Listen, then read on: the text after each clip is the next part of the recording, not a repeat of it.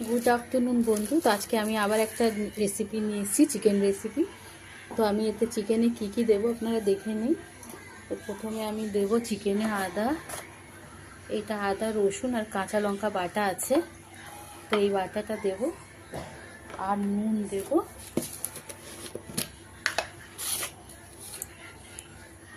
নুন ছড়িয়ে দেবো, আর দই দেবো।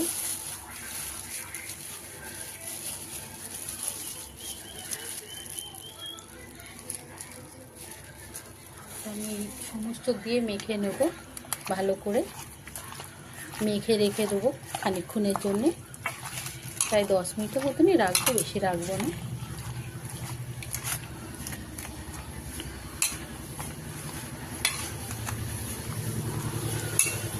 আর এখানটা আমি কিছুটা গোটা মশলা নিয়ে নিয়েছি, যেটাতে আছে আপনার জাবিত্রী, জায়ফল, বড় এলাচ, ছোটো এলাচ, শুকনো লঙ্কা, সাদা জিরে, সাদা মরিচ, সব রকম মশলা আছে, গরম মশলা, যেটাকে আমি ড্রাই রোস্ট করে নিয়েছি। এটাকে আমি ভালো করে ভেজে নিয়েছি।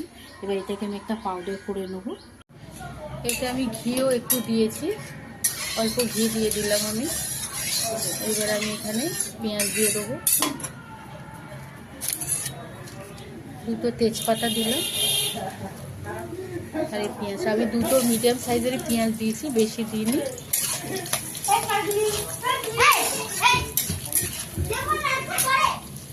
আমার এখানে পেঁয়াজটা হালকা লাল হয়ে গেছে, এটা দেখতেই পাচ্ছেন। এবার আমি চিকেনটাকে দিয়ে দেবো এর মধ্যে,